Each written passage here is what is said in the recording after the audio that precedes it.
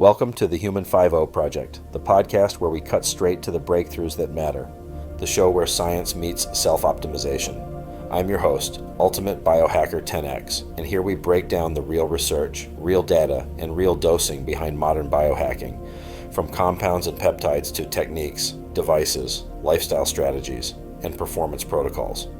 Most people jump in and jump out before they get the gold, so we're keeping it tight and delivering the essential insights you need without the fluff.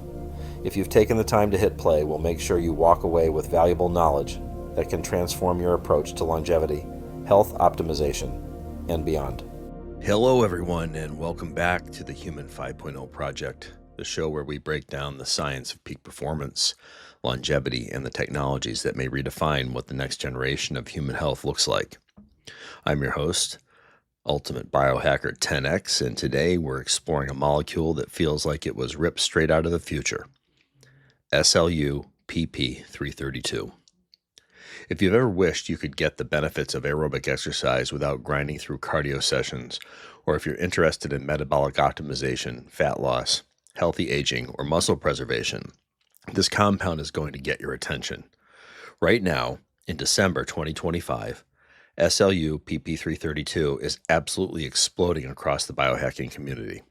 Threads on Reddit, Discord servers, and longevity groups are treating it like the newest breakthrough since GLP-1 agonists, but without the nausea or appetite suppression. Today, we're going to take a deep dive into the entire life story of this compound, where it came from, the researchers who developed it, the scientific studies that gave it a reputation as an exercise mimetic, and what ongoing research suggests about its potential future use. We'll talk about how biohackers are stacking it for metabolic performance benefits, the safety considerations, and yes, we're even going to talk about the famous Belgian blue cattle analogy, because once you see it, you'll never forget it. So grab your notebook, get comfortable, and let's dive into SLU-PP-332, the molecule that might become the closest thing we have to exercise in a pill. So let's start by going back to the early 2000s. SLU-PP-332 came out of the scientific research community at St. Louis University School of Medicine. This is where SLU in its name originates. The PP is believed to refer to pan-ERR potentiator because this molecule activates all three primary estrogen-related receptors, ERR alpha, ERR beta, and ERR gamma. Now, these receptors are not estrogen receptors in the hormonal sense. Instead, they are nuclear receptors that regulate metabolic gene expression. They are deeply involved in mitochondrial biogenesis, energy expenditure, fat oxidation, and overall exercise-like adaptation. Researchers wanted to find a way to stimulate these pathways without using estrogen or synthetic hormones, which often carry unwanted side effects, and that is where SLU-PP-332 came into the picture. One of the leading scientists behind this discovery was Dr. Thomas P. Burris. He played a major role in developing ERR agonists while at St. Louis University before later continuing his research at the University of Florida.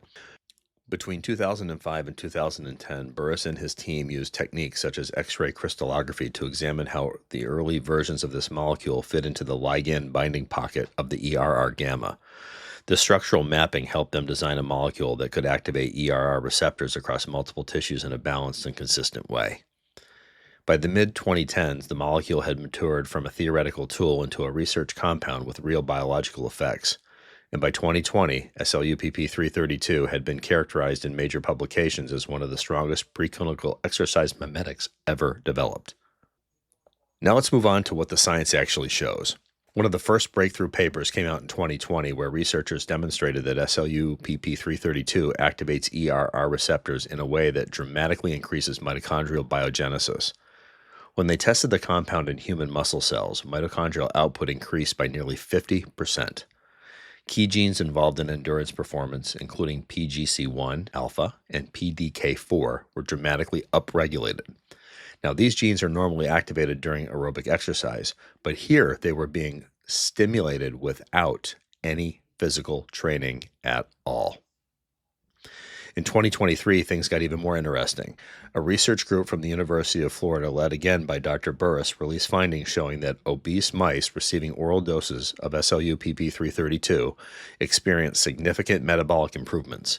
These mice lost approximately 12% of their fat mass, showed dramatic improvements in glucose tolerance, and increased their running endurance by 70% on standardized treadmill tests, all without performing any additional exercise. In that same period, a follow-up study demonstrated anti-aging effects. Older mice receiving SLU-PP-332 exhibited reduced fibrosis in both the liver and kidneys. Levels of inflammatory markers such as NOx4 decreased, while levels of beneficial longevity-associated markers like SIRT1 increased. In cell studies, SLU-PP-332 also promoted the formation of myotubes, essentially encouraging muscle precursor cells to differentiate into mature muscle fibers, which is one of the reasons people have begun associating it with muscle preservation and possibly even muscle enhancement. To be clear, no human clinical trials have been completed yet, but across all rodent, canine, and cell line research, the data has been consistently positive, showing increased mitochondrial capacity, enhanced endurance, better fat metabolism, and reduced inflammation, with no significant negative side effects observed at research doses. And I would like to add here that these research doses are 10 to 100 times greater than what's being used currently in humans in the biohacking community. As we move into 2025, the research pipeline for SLU-PP-332 is heating up. Laboratories at Washington University in St. Louis are currently conducting expanded toxicology studies in both rodents and dogs. These studies are designed to evaluate long-term safety, assess organ load, and determine ideal dosing strategies for future human trials. Early insights from scientific conferences suggest that SLU-PP-332 could be formulated into once-daily oral capsules with improved bioavailability. Meanwhile, at the University of Florida, Dr. Burris and his colleagues are preparing for potential future Phase 1 human trials targeting metabolic syndrome and non-alcoholic fatty liver disease.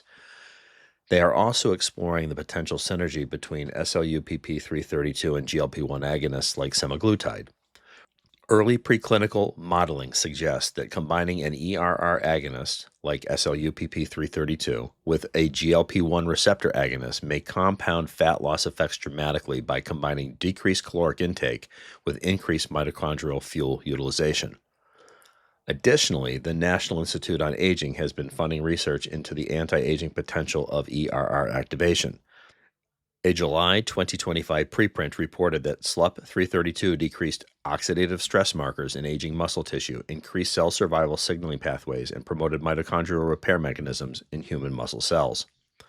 Although SLUP-332 has not yet received FDA approval and still exists primarily as a research compound, scientists predict that investigational new drug applications could begin as early as 2027. Now, let's shift from the research labs to the real world. In the biohacking community, SLU-PP-332 has become incredibly popular because it offers a way to activate exercise pathways even for people who do not have the time, energy, or physical ability to engage in regular exercise. Since ERR receptors regulate approximately 1,000 exercise-responsive genes, activating these receptors gives users a sense that their metabolism is running more efficiently even at rest. Many biohackers report improved fat loss, greater endurance, and enhanced metabolic flexibility. Some individuals claim that they can hike longer distances or complete daily tasks with less fatigue. A number of anecdotal reports mention decreases in visceral fat without large changes in diet or exercise routines. People also commonly pair SLU-PP-332 with compounds that support mitochondrial health. For example, combining it with NMN to increase NAD+ levels may enhance mitochondrial respiration. Others combine it with berberine or metformin to improve insulin sensitivity, or with omega-3 fatty acids to further reduce inflammation. Although these combinations are purely experimental at this stage, the theoretical basis is that SLU-PP-332 increases metabolic output while the added supplements improve metabolic efficiency. Here we go. So one comparison that often comes up in conversation is the Belgian blue cattle analogy. These cows are genetically bred to have an extreme muscle hypertrophy because of their myostatin deficiency. When people imagine muscle growth without traditional resistance training, they sometimes picture that kind of dramatic transformation.